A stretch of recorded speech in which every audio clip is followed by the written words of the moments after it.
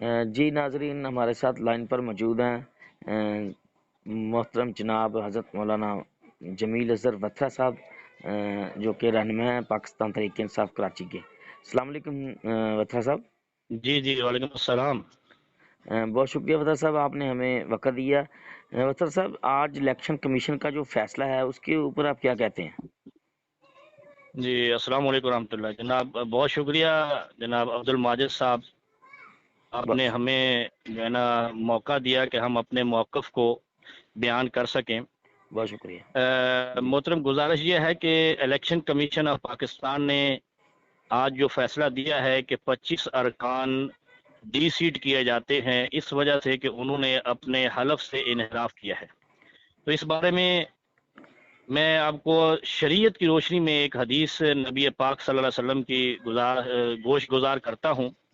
نبی علیہ السلام نے فرمایا کہ ثلاثۃ انا خصمہم یوم القیامہ، 3 لوگوں کا میں قیامت کے دن دشمن بن جاؤں گا۔ اس میں پہلا جو شخص ہے، سب سے پہلا نمبر 1 پہ آتا ہے رجل اعطى بی ثم غدر، وہ آدمی کہ جس نے کسی کے ساتھ کوئی حلف یا معاہدہ کیا اور اس کے بعد اس کی مدت پوری ہونے سے پہلے اس سے غداری کر دی۔ ایسے لوگوں کے نبی علیہ السلام دشمن ہوں گے، اور جس کے بارے میں نبی کائنات صلی اللہ علیہ وسلم کہہ رہے ہیں کہ میں دشمن ہوں گا، گویا کہ وہ حرام کام کرتے رہے۔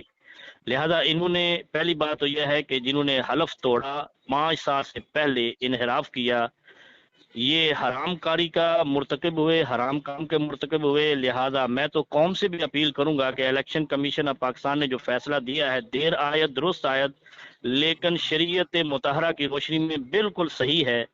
صرف ڈی سیٹ کرنا نہیں، بلکہ ان پر آئندہ تمام عمر کے لیے پبلک آفس ہولڈ ہونے پر پابندی عائد کرنی چاہیے، جی اس لیے کہ انہوں نے حلف توڑ کر حلف فروشی کی ہے، صرف توڑا نہیں ہے، حلف کو بیچا بھی ہے۔ لہذا ایسے لوگ مویشی منڈی میں تو کام کر سکتے ہیں، لیکن جہاں مقتدر، معتبر، معتمد حلقے ہوں، وہاں پہ یہ بیٹھ کر انسانوں کی اور قوم کی تقدیر کا فیصلہ کرنے کے اہل نہیں ہو سکتے۔ جناب وتھرا صاحب، بہت شکریہ وقت دینے کا۔ جناب بہت شکریہ جی، اللہ حافظ۔ ناظرین، آپ دیکھ رہے ہیں ایچ ایم نیوز، دیکھتے رہیے ایچ ایم نیوز۔